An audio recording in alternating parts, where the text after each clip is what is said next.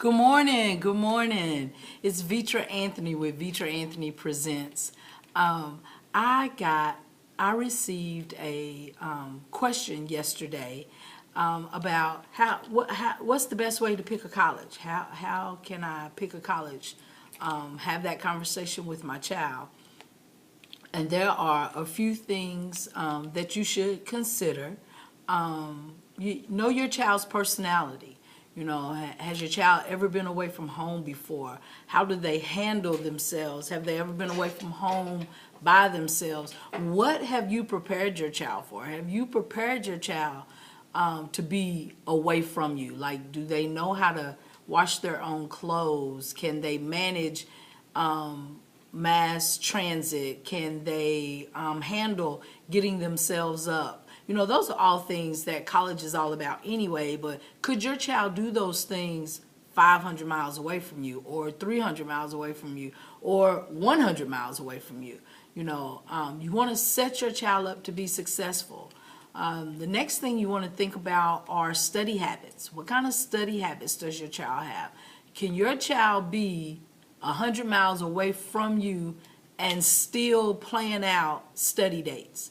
I need to set aside this time for studying. And these are things that college freshmen learn how to do because they know they need to be successful. But there are also things that you need to consider before you send your child away. You don't want to waste that money, especially if you're sending them out of state. You don't want to waste that out of state tuition. You know, that's money that can be spent at home. Another thing you want to consider is traveling arrangements.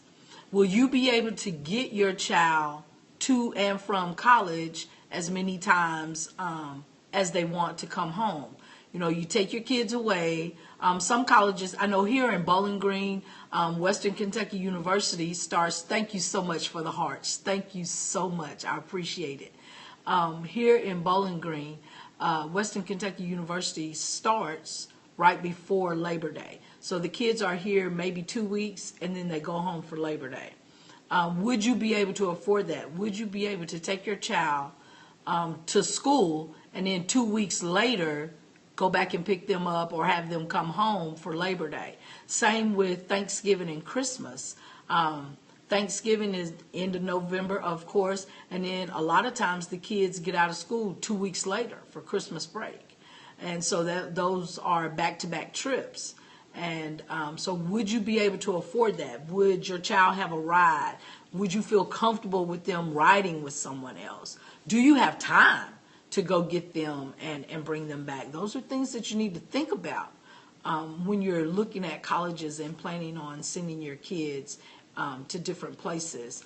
Also, does the college offer any tutoring programs? Most colleges do, but is there a cost for the programs? Are the programs free? If your child gets in any trouble in class, will you be notified? Is your child 18? I know some colleges, once the child turns 18, they no longer send notices home. They only send notices to the college. To the student. So think about that. If your child were to get into trouble in any class, like fall behind, miss some assignments, how would you know? Do you want to know? How do you know that your kid can get back on track? What services does the school offer for your kid to get back on track?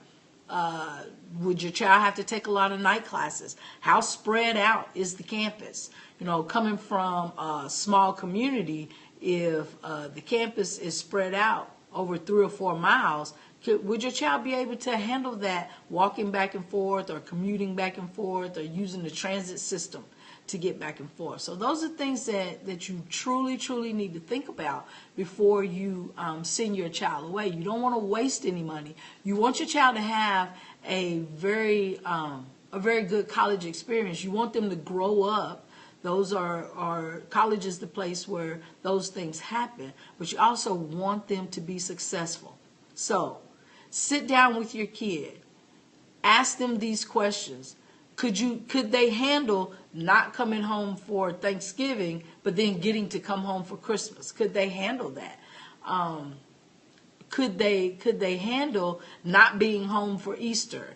or whatever your big holidays are? Could they handle not being home for those kind of things if you couldn't afford it, if those trips are back to back? So have these conversations. And the number one thing, ask your child, what is it that they want to become? Make sure that the school offers the program that your child wants to major in. That's huge. That's really huge. So, hey, this is your girl, Vetra Anthony with Vetra Anthony Presents. Follow me on Facebook, Preparing My Child for Success. And let's make this happen. My goal is to close the achievement gaps, one household at a time. Talk to you soon.